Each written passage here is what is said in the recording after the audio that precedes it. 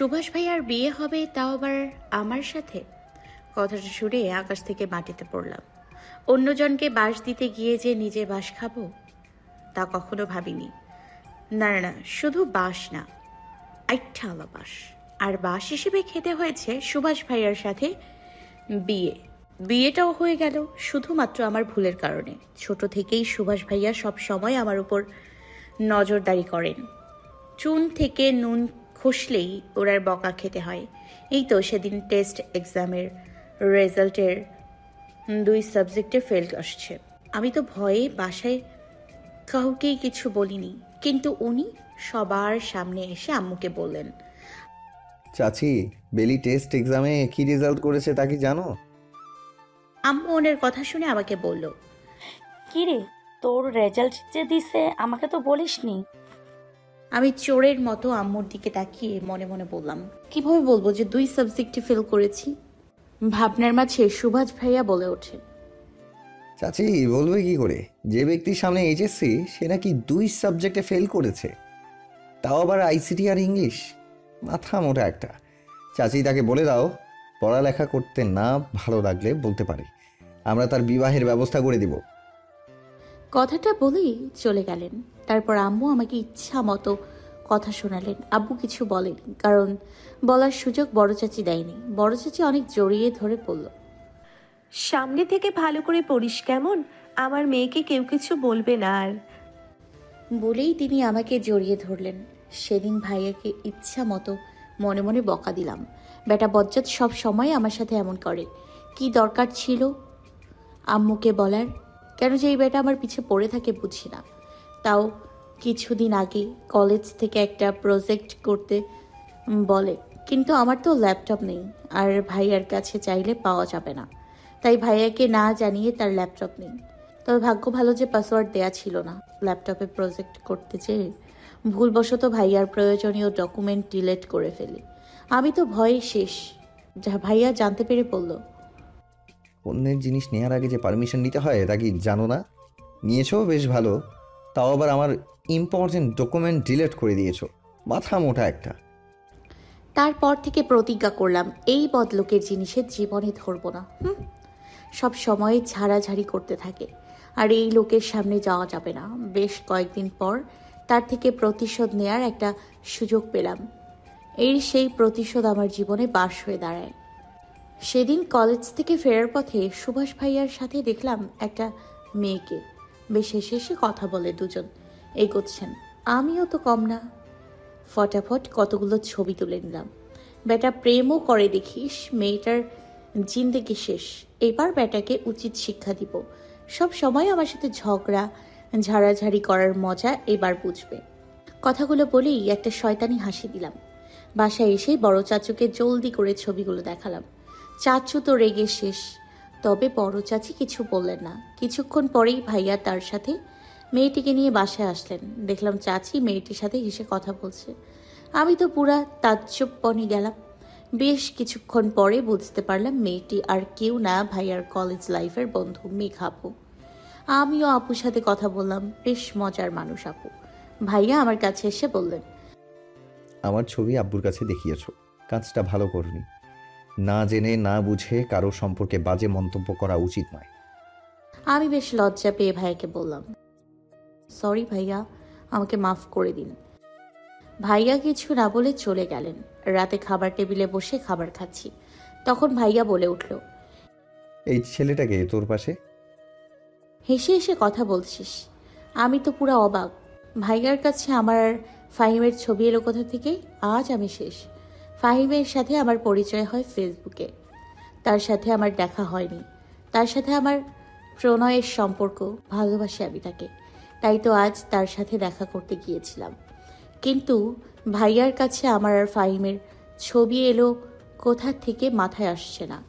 আমাকে চুপ থাকতে দেখে আম্মু বলল, কথা বলিস না কেন? বল, এই ছেলে কে? আব্বু রেগে বললেন, আমার মান সম্মান সব শেষ আজ। বলো, কে এই ছেলে? আমি চুপ থাকলাম। আম্মু আমার গালে চর বসিয়ে দিলেন। আমি কাঁদতে লাগলাম। কি থেকে কি হয়ে গেল? আম্মু বলতে লাগলো, এই দিন দেখার জন্য তোকে বড় করলাম, আজকে না আমার মেয়ে একটা অন্য ছেলের সাথে হেসে খেলে কথা বলছে, তাও আবার রাস্তায়। আম্মু তোমরা যেমনটা ভাবছো তেমন কিছু নয়, আমাকে বিশ্বাস করো। সে শুধু আমার বন্ধু, এর বেশি কিছু না। দাদি বলে উঠল। মেয়ে মানুষের ছেলে মানুষ বন্ধ হয় কেমনে? বড় চাচি সবাইকে শান্ত হতে বলে বলল। বাচ্চা মানুষ ভুল করেছে, মাফ করে দিন। এমন ভুল আর করো না কেমন? এরপর থেকে যে কোনো ছেলের সাথে রাস্তায় বা অন্য কোথাও কথা বলো না। দাদি বলে উঠল। এর লেগেই কই মায়া মানুষ ঠিক সময়ে বিয়া না দিলে বিপথে যায়। বিয়া দিয়া দে মাইয়া রে আমিন। আম্মা ঠিক বলেছেন, ওকে বিয়ে দিতে হবে, না হলে কোন দিন জানি আমার সম্মান নষ্ট করে। আম্মু বলে উঠল। আপনারা থামেন, আমার মেয়ে হয়তো ভুল করেছে মানলাম, তাই বলে তাকে এখন বিয়ে দিব না। আমি আমার মেয়েকে এখন বিয়ে দেব না। তোমার কথায় তো সব হইব না বৌমা, মাইয়ারে বিয়ে দিতে হবে, দিনকাল ভালো না। দাদি কোথায়? আমি তো অবাকের শেষ পর্যায়ে। বেশ রাগ লাগছে সুভাষ ভাইয়ের উপর। কেন উনি এমন করলো? সেদিন আমি তার ছবি তুলেছি বলেই কি আজ সে আমার সাথে এমন করলো? কেন করলেন সুভাষ ভাই এমন? আমি তো সেদিন শুধু ছবি তুলেছি বলে আজ আপনি এমন করলেন আমার সাথে। চুপচাপ গিয়ে ঘুমাও, এত কথা ভাবতে হবে না। কেন ভাববো না বলেন? আজ আপনার এই কাজের জন্য সবাই আমাকে বিয়ে দিতে চাচ্ছে। এই কাজটা আপনি ভালো করেননি সুভাষ ভাই। কি সম্পর্ক ওই ছেলের সাথে তোমার? আমরা বন্ধু। ও, বন্ধু না অন্য কিছু? তার ছবিতে ভালোই বোঝা যাচ্ছে। বন্ধুর সাথে কেউ ওইভাবে রাস্তায় হাঁটে না। আপনি কি বলতে চাচ্ছেন আমরা কিভাবে হেঁটেছি? এই যে হাত ধরে কেউ বন্ধুর সাথে হাঁটে, আমাকে বোঝাতে এসো না। মানলাম বন্ধু না, আমরা দুজন দুজনকে ভালোবাসি। ভালোবাসার মানে বুঝো? আপনার থেকে ভালো বুঝি। জীবনে কেউকে ভালোবেসেছেন কি না সন্দেহ করে? বেশি কথা বলছো বেরি। আমি বেশি কথা বলছি তাই না? আর আপনি খুব ভালো কাজ করেছেন বুঝি। আপনি এই কাজটা একদম ভালো করেননি সুভাষ ভাই। তুমি তাহলে ভালো কাজ করেছো তাই না? অচেনা অজানা একটা ছেলের সাথে রাস্তায় হেসে হেসে কথা বলছো। ছেলেটা যদি তোমার কোনো ক্ষতি করতো তখন কি হতো? তুমি কি তার পরিবার সম্পর্কে জানো? তাকে পার্সোনালি চেনো? যদি আজ তোমার সাথে উল্টাপাল্টা কিছু করতো তখন কি হতো ভেবে দেখেছো একবার? খানিকটা রেগে বলল সুভাষ। সে যাই হোক, আপনাকে কেউ বলেনি আমাকে নিয়ে এত ভাবতে। আমি নিজের খেয়াল রাখতে জানি। পূর্ণিমার রাত, চারপাশে সবকিছু জল করছে। নিস্তব্ধ রাতে সবকিছু স্তব্ধ। সকলেই গভীর নিদ্রায় আচ্ছন্ন। শুধু ঘুম নেই এক কিশোরী কন্যার চোখে। বেশ কিছুক্ষণ ধরে এপিট করছে বেলি। চোখে ঘুম নেই, মন ছটফট করছে। শুধু মনে হচ্ছে এতটুকু ভুলের জন্য এত বড় শাস্তি। ডিরেক্ট বিয়ের কথা ভেবে কান্না পাচ্ছে বেলির। কথাগুলো ভাবতে ভাবতে কখন যে দু চোখ নিদ্রায় মগ্ন হয়ে গেল টেরই পেল না। আলী হোসেন এবং বিলকিস বেগমের 3 ছেলে 1 মেয়ে। বড় ছেলে আমজাদ হোসেন, স্ত্রী মনিরা বেগম, তাদের 2 ছেলে মেয়ে। বড় মেয়ে রিদিতা হোসেন, ছেলে সাফাত হোসেন সুভাষ, মেজ ছেলে আমিন হোসেন, স্ত্রী রীতা বেগম, মেয়ে তাজনা হোসেন বেলি। তারপর মেয়ে মিতা হোসেন, যিনি শ্বশুরবাড়িতে আছেন। ছোট ছেলে মোর্শেদ হোসেন, স্ত্রী রাজিয়া বেগম, 2 ছেলে মেয়ে মিহির হোসেন এবং সামিয়া হোসেন। সকাল সকাল পাখির ডাকে ঘুম ভেঙে গেল বেলির। নামাজ শেষ করে কিছু পড়া বাকি ছিল তা কমপ্লিট করে নিল। অন্যান্য সাবজেক্টগুলো ভালো পারলেও আইসিটি আর ইংলিশ তার মাথায় ঢোকে না, তাই তো এই 2 সাবজেক্ট ফেল করল। সকলে মিলে নাস্তা করছে। নাস্তা করতে করতে বিলকিস বেগম বললেন, কিরে আমিন, মাইয়ারে কি বিয়া দিবি না? জি আম্মা, ভালো ছেলে পেলে দিব। বলে উঠলেন আমিন হোসেন। না, এখন বিয়ে দেব না। আমি তাকে বোঝাবো এমন ভুল সে আর করবে না। বাচ্চা মানুষ, তাকে একবার সুযোগ দেন। বলে উঠলেন রীতা হোসেন। বৌমা মানলাম বাচ্চা মানুষ ভুল করেছে, আর যে ভুল করব না তার গ্যারান্টি কি তুমি দেবা? সময় থাকতে মাইয়ারে বিয়া দিয়া দাও, নাইলে পরে হায় হায় করা লাগবো। ঘটক রে কি আইতে কমু? বললেন বিলকিস বেগম। জি আম্মা, আপনি যা ভালো মনে করেন। বললেন আমিন হোসেন। আমার দু চোখ দিয়ে শুধু পানি গড়িয়ে পড়ছে। কি এমন ভুল করলাম যে আমাকে এখনই বিয়ে দিতে হবে? ভাবনার মাঝে বড় চাচি বলে উঠলেন, আম্মা, আমি একটা কথা বলতে চাই। সবাই উৎসুক দৃষ্টিতে তাকালো মনিরা বেগমের দিকে। আমজাদ হোসেন বউয়ের কথায় এক পলক তাকিয়ে খাবার খাওয়ায় মনোযোগ দিলেন। আম্মা, আমি বলছিলাম কি, বেলি তো আমাদেরই মেয়ে, সুভাষও আমাদের ছেলে। সুভাষেরও বিয়ের বয়স হয়েছে। আজ না কাল সুভাষকে বিয়ে দিতে হবে। আর বেলিকে বাইরের কারো কাছে বিয়ে দিলে পরিবার কেমন না কেমন হয়, তাই আর কি। কথা না ঘুরাইয়া তাড়াতাড়ি কও বৌমা। বলে উঠলেন বিলকিস বেগম। আসলে আম্মা, আমি আর সুভাষের বাবা চাচ্ছিলাম যে সুভাষের সাথে বেলির বিয়ে দিতে। এতে বেলির জন্য ভালো হবে, ঘরের মেয়ে ঘরে থাকবে। এক নাগারে কথা বলে থামলেন মনিরা বেগম। পরিস্থিতি থমথমে। সকলের মুখের দিকে চেয়ে অবস্থা অনুমান করতে চাইলেন। বেলি যেন আকাশ থেকে পড়ল। এ কি বলল বড় চাচি? সে আর সুভাষ ভাইয়া কিভাবে সম্ভব? এবার নিজের আম্মু আব্বুর দিকে তাকালো বেলি। এক পলক তাকাল সুভাষের দিকে। না, এই লোকের মুখের কোনো ভাবান্তর নেই। দিব্যি খেয়ে চলেছে। মুখ দেখে বোঝা যাচ্ছে না খুশি হয়েছে না রাগ করেছে। হ বৌমা, তুমি তো ভালো কথা কইছো, আমি রাজি। তা তোমাগো মতামত কি? জিজ্ঞাসু দৃষ্টিতে বিলকিস বেগম তাকালেন আমিন ও রীতা বেগমের দিকে। রীতা বেগমকে কিছু বলতে না দিয়ে আমিন হোসেন বলেন, আমি রাজি আম্মা। বেশ, তাইলে আর দেরি না কইরা বিয়ার আয়োজন করো। আজ হইলেই বিয়া দিতে হইব, কাল হইলেও বিয়া দিতে হইব। শুভ কাজে দেরি কইরা লাভ নাই। তুমি আমার সাথে রাগ করে আছো রীতা? রীতা বেগমের দিকে তাকিয়ে বললেন মনিরা বেগম। দেখো বোন, রাগ করো না। তোমার মেয়ে মানে আমার মেয়ে। তুমি তো জানো আমি আর তোমার ভাইজান বেলিকে কত ভালোবাসি। আমি আর তোমার ভাইজান চাইনি মেয়েটা অন্যজনের ঘরে চলে যাক। নিজের ঘরে মেয়েকে ধরে রাখার সুযোগ থাকলে কেন অন্যজনের ঘরে মেয়েকে পাঠাবো? আমি চাই মেয়েটা আমাদের কাছে থাকুক, তার জন্যেও ভালো থাকবে, তার জন্যেও ভালো হবে। পরিবার ছেড়ে তাকে দূরে যেতে হবে না। তোমার মেয়েও তোমার কাছে থাকবে। না ভাবি, রাগ করিনি। মেয়েটা আমার ছোট, এখনো সংসারে কিছুই বোঝে না। তাকে কি একটা সুযোগ দেওয়া যেত না? তবে আমি এখন নিশ্চিন্ত যে মেয়েটা আমাদের সাথে থাকবে, মায়ের মতো শাশুড়ি পাবে। বলেই একগাল হাসলেন রীতা বেগম। তার বিশ্বাস তার অগোচরে বেলিকে আগলে রাখবেন মনিরা বেগম। বিকেল গড়িয়ে গোধূলির শুরু। আকাশে লাল রঙের আভা দেখা যাচ্ছে। প্রকৃতির আলো শেষ হয়ে অন্ধকার শুরু। সেই সাথে সাজানো হচ্ছে এক কিশোরী কন্যাকে। পরানো হয়েছে লাল রঙের কাতান শাড়ি। কোমর পর্যন্ত চুলগুলো খোপা করা হয়েছে। মায়াবী চোখ দুটোই দেয়া হয়েছে মোটা করে কাজল, ঠোঁটে হালকা করে লিপস্টিক। যেহেতু বিয়েটা শুধু ঘরোয়াভাবে হবে, সেজন্য বেশি সাজানো হলো না বেলিকে। ছোট থেকে সাজগোজ করতে পছন্দ করে বেলি। নিজের বিয়েতে লাল টুকটুকে বউ হওয়ার কত শখ ছিল, কিন্তু আজ পরিস্থিতির কারণে সব ইচ্ছা যেন শেষ হয়ে গেল। বউ সাজা আর হলো না, নিজের ইচ্ছাকে মাটি দিতে হলো। ফুলে সাজানো বাসর ঘরে বসানো হয়েছে বেলিকে। এই দিন নিয়ে কত স্বপ্ন ছিল তার। এখন তো সব স্বপ্ন শেষ। সময় যে কিভাবে সবকিছু পরিবর্তন করে দেয় বোঝা যায় না। কারো কথায় ঘোর ভাঙল বেলির। কি গো বেলি, আজকে কিন্তু জামাইয়ের কথা মতো চলতে হইব। জামাই যা কইব তা কিন্তু হইনা লাগবো।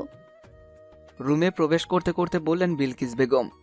বেলি চোখ মুখ কুঁচকে বলল, তুমি এমনভাবে কথা বলছো কেন? এই বেলি, রাগ কইরা গেলি নাকি? আমি কি কোনো খারাপ কথা কইছি নাকি? আরে রাগ করিস না, বাসর ঘরে মন ফুরফুরা রাখতে হয়। কথাটা বলে চোখ টিপুনি কাটল সামিয়া। সামিয়া আর বেলি সমবয়সী, দুজনেই এক কলেজে পড়ে। সামিয়ার সাথে বেলির খুব ভালো সম্পর্ক। একজনের যেন অন্যজনকে ছাড়া চলে না। বাসর ঘরে যে মন ফুরফুরা রাখতে হয় তুই কি করে জানিস? ঘরে প্রবেশ করতে করতে বলল সুভাষ। সুভাষকে দেখে মুখ কুঁচকে গেল সামিয়ার। যাই হোক, বড় ভাই, তার উপর তাকে খুব ভয় পায়, তাই তো আস্তে করে বলল, আমি কিভাবে জানবো? আমার কি বিয়ে হয়েছে নাকি? না, তোর বিয়ে হয়নি, তবে জলদি বিয়ে দিতে হবে। অকালে পেকে যাচ্ছিস। চলো তো দাদি, আমরা চলে যাই। খামোখা কাবাবে হাড্ডি কেন হুমু? বলেই সামিয়া আর বিলকিস বেগম চলে গেলেন। তারা চলে যেতেই সুভাষ দরজা বন্ধ করে দিল। হালকা ভয় হলো বেলির মনে। এই বজ্জাত ব্যাটার সাথে তাকে থাকতে হবে। কি জানে কি আছে কপালে। পরক্ষণেই মনে হলো এই ভারী শাড়ি পরে আর থাকা যাচ্ছে না, একটু ফ্রেশ হলে ভালো লাগবে। বাথরুমের দিকে পা বাড়াতেই সুভাষ বলে উঠল, দাঁড়াও। দাঁড়াতে পারবো না, আমার কাজ আছে। আর ভেবেছেন কি আপনার কথায় আমি নাচবো? আপনি যা করতে বলবেন তাই করব? কখনোই না। আপনার জন্য, শুধুমাত্র আপনার জন্য আজ আমার এই অবস্থা। আপনার একটা কথাও আমি শুনতে বাধ্য নই। এক কথা বারবার বলার অভ্যাস কিন্তু আমার নেই। কথাটা বলেই বেলির দিকে এগোতে লাগলো সুভাষ। তা দেখে কিছুটা ভড়কে গেল বেলি। কি মতলব এই লোকের? তার কাছে কেন আসছে? কি চাচ্ছেটা কি এই লোক? ভাবনার মাঝে টের পেল কারো নিঃশ্বাস আশ্রয় পড়ছে বেলির ঘাড়ে। চোখ তুলে তাকিয়ে দেখল সুভাষ তার ভীষণ কাছে। বুকে ড্রিম ড্রিম শব্দ হচ্ছে। মনে হচ্ছে এক ক্ষণে হার্ট ফেল হয়ে যাবে। হবেই বা না কেন, এই প্রথম কোনো পুরুষের ছোঁয়া পেল এত কাছ থেকে। তাকে আরও একটু ভরকে দিতে সুভাষ এক হাতে বেলির কোমর জড়িয়ে ধরে, নিজের সাথে মিশিয়ে নিল। অন্য হাত কপালের কাছে, চুলগুলো কানের পিছে গুজে দিল। ঠোঁট বেলির কানের কাছে নিয়ে এলো। কানের কাছে পুরুষালী ঠোঁটের ছোঁয়া পেতেই বেলি কেঁপে উঠল। বেলির অবস্থা দেখে মুচকি হেসে সুভাষ ফিসফিসিয়ে বলল, এত কাঁপাকাঁপি করছো কেন? আমি কি তোমার সাথে কিছু করেছি? বেশি কাঁপাকাঁপি করলে কিন্তু চুমু টুমু খেয়ে ফেলবো। তখন কি করবে শুনি? আর কি যেন বলছিলে? আমি কে? কেন আমার কথা শুনবে? কেন আমার কথা মতো চলবে, তাই তো? তো শুনে রাখো, আমি তোমার হাজব্যান্ড, তোমার সব কিছু। আমার মাঝেই তোমার শেষ এবং শুরু। বেলি যেন অবাকের শেষ পর্যায়ে। এ কোন সুভাষকে দেখছে বেলি? কি বলছে কি এই লোক? ক্ষণেই বেলির মনে হলো সে শূন্যে ভাসছে। বেলিকে পাজা কোলে তুলে নিল সুভাষ। আয়নার সামনে দাঁড় করালো। লম্বা কালো চুলের বাঁধনে খোপায় বেলির ফুলের মালা গুজে দিল। সাথেই কপালের মাঝ বরাবর টিপ পরিয়ে দিল। বেলির দিকে তাকিয়ে দেখল বেলির চোখ দুটো বন্ধ, ঠোঁট অনবরত কাঁপছে। বেলির কানের কাছে ঠোঁট এগিয়ে নিয়ে ঠান্ডা স্বরে বলল, নাও পারফেক্ট। বলেই বেলির কপালে চুমু খেল। পুরো শরীরে বিদ্যুৎ গতিতে শিহরণ খেয়ে গেল বেলির। বেলির দিকে তাকিয়ে মুচকি হেসে ফ্রেশ হতে বাথরুমে চলে গেল সুভাষ। ফ্রেশ হয়ে দেখল বেলি সেই ঠিক জায়গায় দাঁড়ানো, এক পায়েও নড়েনি। যাও ফ্রেশ হয়ে আসো। সুভাষের কথায় মস্তিষ্ক সচল হলো বেলির। তড়িঘড়ি করে বাথরুমে চলে গেল। ফ্রেশ হয়ে এসে ভাবতে লাগলো কোথায় ঘুমাবে। তাড়াতাড়ি বেডে এসো, ঘুমাতে হবে। বেলি কথা মতো বেডে শুয়ে পড়ল, তবে একদম কিনারা হয়ে, যেন ধাক্কা দিলেই বেড থেকে পড়ে যাবে। সুভাষ সেদিকে না তাকিয়ে গভীর ঘুমে তলিয়ে গেল। নতুন একটি দিনের সূচনা হলো। আকাশে নীল আভা ছড়িয়ে আছে। ঘড়ির কাঁটায় 5:30। সুভাষ ফ্রেশ হয়ে নামাজ পড়ে নিল। বেলিকে ধীর কণ্ঠে ডেকে তুলল। বেলির নামাজ শেষ হতেই বেলিকে বলল, আমার জন্য কফি করে নিয়ে আসো। এই সাত সকালে কে কফি খায়? আমি কফি বানাতে পারবো না। নিজেরটা নিজে বানিয়ে নিন, আমার ঘুম আসছে। কথাটা বলেই বিছানার দিকে পা বাড়াতেই পিছন থেকে সুভাষ বেলির হাত ধরে পেঁচিয়ে নিজের সাথে মিশিয়ে নিল। তা দেখে শুকনো ঢোক গিলল বেলি। কেন পারবে না কফি বানাতে? সরুন, আমার অস্বস্তি লাগছে। যতক্ষণ পর্যন্ত না তুমি কফি তৈরির জন্য বলছো, ততক্ষণ পর্যন্ত এইভাবেই থাকবো। বলেই বেলির আরও কাছে এগিয়ে গেল সুভাষ। তৎক্ষণাৎ বেলি বলে উঠল, ছাড়ুন, আমি কফি নিয়ে আসছি। কিচেনে গিয়ে ইচ্ছামতো কথা শোনালো সুভাষকে। পেয়েছেটা কি? এর এমন উদ্ভট কাজই বা কেন করছে এই লোক? বেটা বজ্জাত সব সময় হুকুম চালায়। বকাঝকা করে কফি তৈরি করলো বেলি। নিন আপনার কফি। বলেই উল্টো দিকে পা বাড়ালো বেলি। তুমি কই যাচ্ছ? আশ্চর্য, কই আর ঘুমোতে। চুপচাপ বই নিয়ে বসো, সামনে পরীক্ষা, সেই কথা কি মনে নেই নাকি? ফেল করার ইচ্ছা আছে নাকি? আপনি চুপ করুন, আমার পড়ার সময় হলে আমি পড়তে বসবো। আপনার এত ভাবতে হবে না, আপনি নিজের কাজে মন দেন। আমার যখন সময় হবে তখন পড়ে নিব। এই প্রথম দেখলো বেলি যে বিয়ের পরের দিন নিজের বউকে পড়তে বসতে বলে, তাও আবার নিজের স্বামী। বিয়ে নিয়ে কত শখ ছিল, সব শখ পানি ঢেলে দিয়েছে এই ব্যক্তি। আমার কথা মতো কেউ কাজ না করলে আমি কিন্তু কাজ আদায় করার অন্য মাধ্যমও জানি। বেলি এক পলক সুভাষের দিকে তাকালো। এই লোকের সাথে কথায় না পেরে পড়তে বসলো বেলি।